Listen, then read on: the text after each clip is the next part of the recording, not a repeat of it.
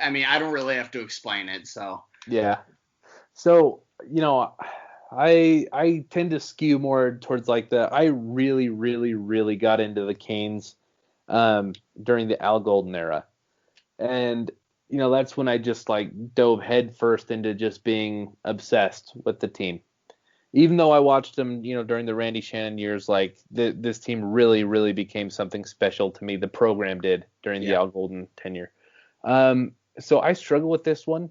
Ken Dorsey was like my first favorite player at Miami. Oh, I love him.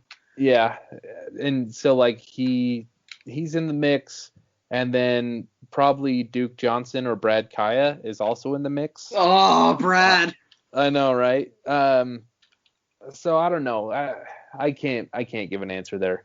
I could talk all day about all three of them. So I'm going with Dorsey, Kaya, and Duke Johnson. I know I'm breaking the rules, but No, whatever. we make the rules. That's right. I don't. Yeah. Well, I love quoting Chris D'Elia on that. He says, "I don't make the rules. I just figure them out." Right. So Crystalia. yeah. Oh, So he's good. yeah. And then on defense, Sean's. No, I'm gonna go.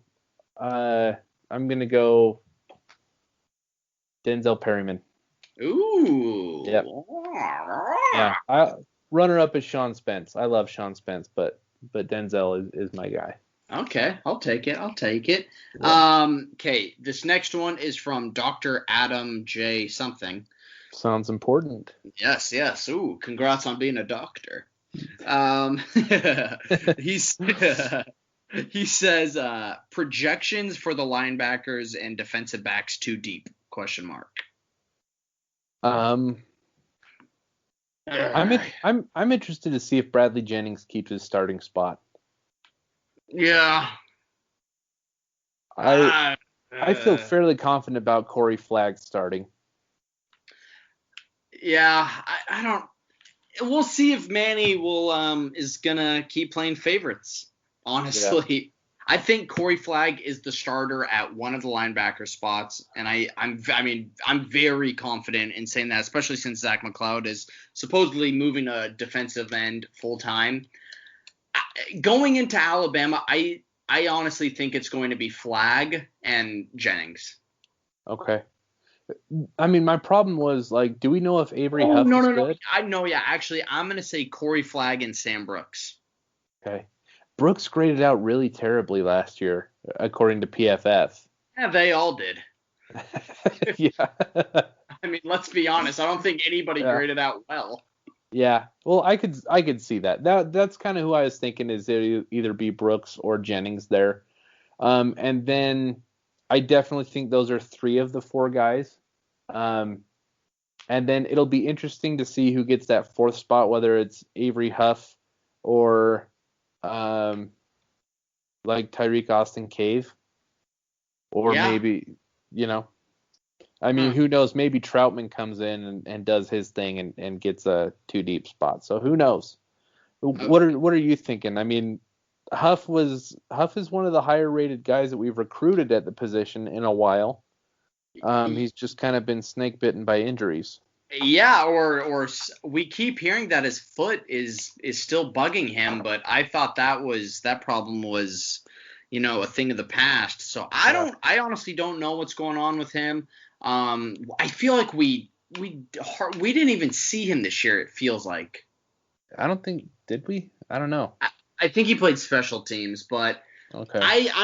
I really hope Sam Brooks, develops into something special. I was very excited about him when he came out of Miami Northwestern. Yeah. Um, but I don't know. We'll see. As far as defensive backs go, I honestly think it's going to be Ivy and Tyreek Stevenson, and then Couch playing nickel, Uh-huh.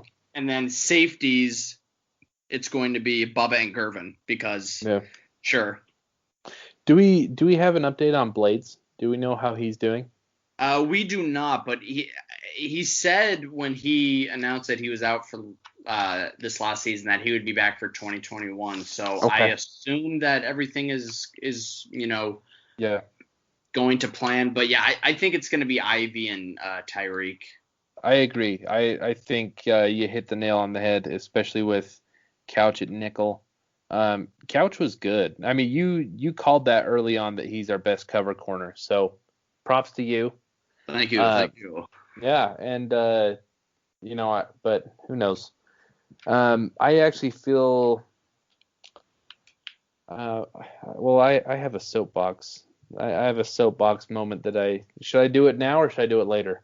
No, project. Okay, so I got a question on Twitter earlier today, asking about if we were going to add any more transfer guys, and the cornerback room is a good, like, current example of what I have to say, and that's that, like, our roster is full, so any more transfer portal guys will be counted towards next year. Yeah, that's what I've heard. Yeah, I kind of feel like we are teetering on the edge of a really bad cycle, in that we're constantly filling up our team. We're counting forward scholarships to make up roster inefficiencies, or I guess personnel deficiencies is the right word. Yeah. We're constantly like pulling from forward scholarship years, forward recruiting classes to make up for roster deficiencies in the moment. And that is a very dangerous cycle. I mean, that's like using payday loans on repeat. You know what I mean? Like, because here's the thing is, how many years of eligibility does Stevenson have? Like 2? I think 2 to 3. Okay, so, like, I guess it's not as bad. If you can get a guy for 3 years, that's different. Okay. But reaching forward to bring in a guy like Jared Williams, it's like, what did that accomplish? Yeah, Because he's average. yeah, and we used up a spot for this year, so we only got 24 spots instead of 25, and we filled it with a guy who played, well, originally he would have only played 1 year. And it's like, you see the mess that creates. I think you bring up a really good point. Yeah, so now if we reach forward again and grab another grad transfer, it's like, okay, well, he's here for 1 year, and that means next year we're going to miss out on a guy, because we're not building depth at corner. We're not building depth at linebacker, at least of really talented guys, right? Yeah. Because our corner position looks okay on the 2 deep. I actually feel great about that with Stevenson, Ivy, Couch, and Blades. Like, that's fine. But what's it going to look like in 2 years? All those guys will be gone. Yeah. All these guys will be gone, and then you're starting, Dunson and what's the other guy? It's Dunson and Clark. Yes, Dunson and Clark, and those guys don't have a whole lot of experience.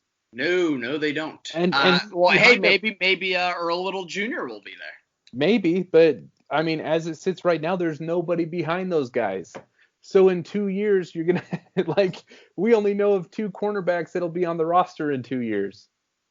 And hopefully, I mean, you never know who's gonna pull a Christian Williams. Yeah, and honestly, like, no disrespect to Dunson and Clark, I'm not writing them off, but I'm saying we don't know if they're good yet because they haven't had an opportunity to show whether they're good or not. So they're a question mark.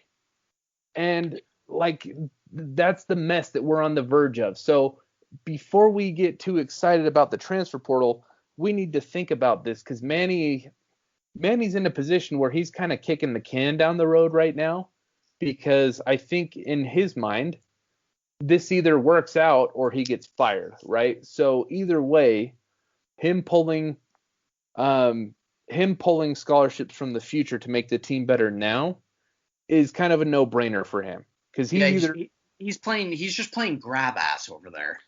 Well, he needs to keep his job, like like that's what it comes down to is I think, you and Toast hit on a good point on your show that he'll probably be here next season no matter what. He'll get a 4th year probably no matter what, because that's the way that Blake James does stuff, unfortunately.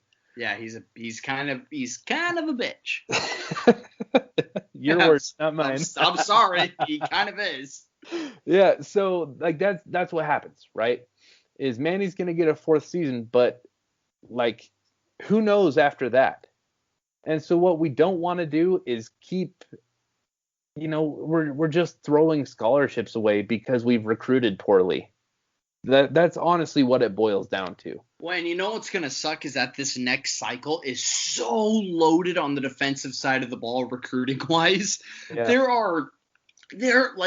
It is unbelievable how many like talented defensive linemen there are here in South Florida for 2022. Linebackers, defensive backs, and the fact that we might have to spend one of those spots on a very average linebacker or offensive lineman or even wide receiver. Like, I know Rambo's fast and everything, but is he really going to come in here and become like the difference maker at wide receiver?